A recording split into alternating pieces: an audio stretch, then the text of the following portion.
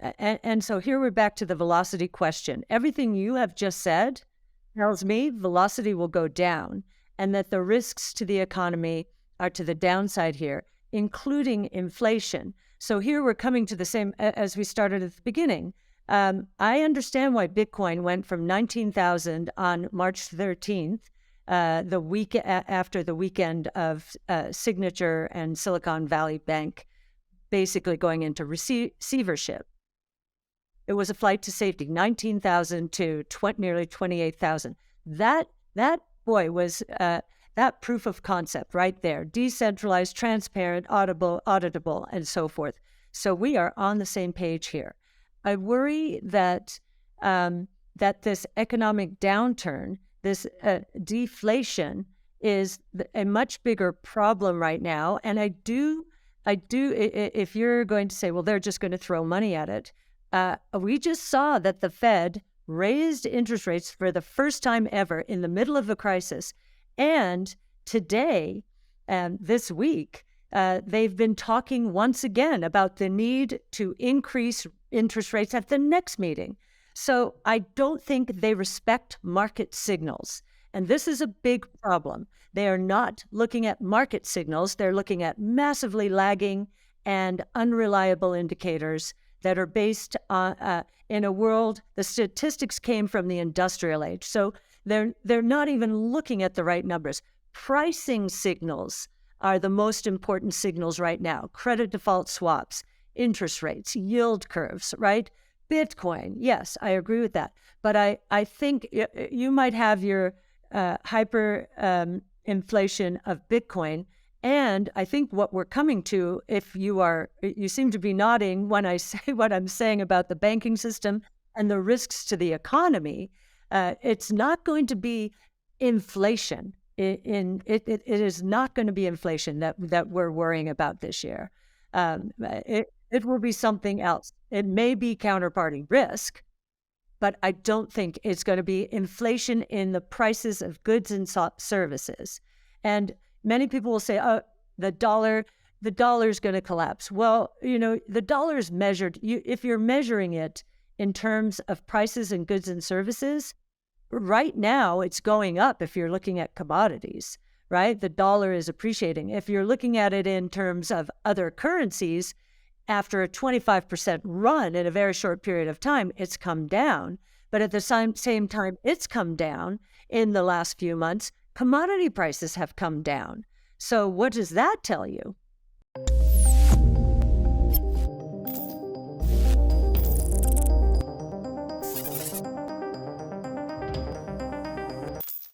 Bitcoin starts the week on a firm footing as bulls send BTC price to a new 10-month high weekly close.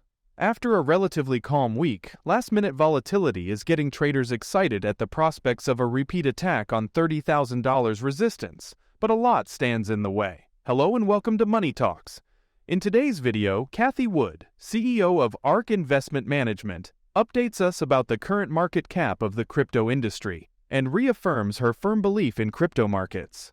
I understand. And to make matters worse, just to give you a sense of what investors in banks are being told, the president on that Monday, March 13th, got up and said, the depositors, your deposits are secure. We want you to know that.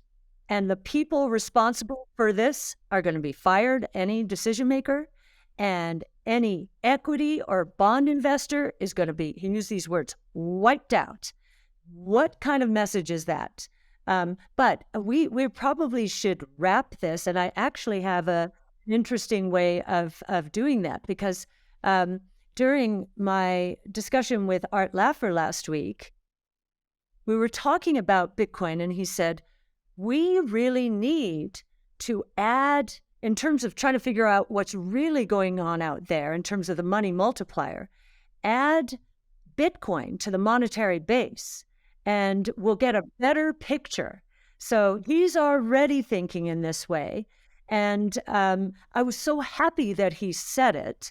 Half of the solution is understanding a problem and understanding how we should try and frame things to understand what's really going on out there. So this idea of adding Bitcoin, which is a little over 500 billion, to the 8.5 trillion in the monetary base, it was a start, and a start of a conversation, because we do have to deal with the world we're living in. The one you're talking about, I think will evolve over time, but it doesn't happen overnight. You might say the banking crisis is giving us that opportunity, and I think it may happen faster than otherwise might have been the case. But I am going to continue paying attention to market signals. I see credit default swaps settling down a bit. We haven't seen the regional bank index break down again, but it hasn't V-shaped either. So I think that's a risk there, that there's another episode. So we're watching all of this very carefully, and watching the stock market. Now, the stock market is very sensitive to all of this, and it is very interesting for me to watch the stock market levitate through all of this. And I think one of the reasons it is it smells the end of rising rates. It sees over whatever the Fed's going to do right now to much, much lower interest rates because of this deflationary pull from monetary policy and gone wrong, velocity falling, and that's the bad deflation side of it. But then you've got the good deflation side of it, as you said, and I always want to end on a very hopeful note. And the very positive form of deflation we're going to see, if we're right, is going to cause enormous growth in everything blockchain related, in all that innovation, as well as the other platforms, the multi-omic sequencing, robotics, energy storage, and artificial intelligence. And they're all going to start converging. And, it's messy. It's messy getting from here to there. But I think, again, just the recognition of what can go wrong with the banking system, I think is going to cause more people to seek more insurance policies. In what is set to be a significant week of macroeconomic data releases, the Consumer Price Index (CPI) print for March is due April 12th, along with fresh insights into Federal Reserve policy. Add to that the Ethereum Shanghai upgrade and a recipe for volatility there. How will Bitcoin react?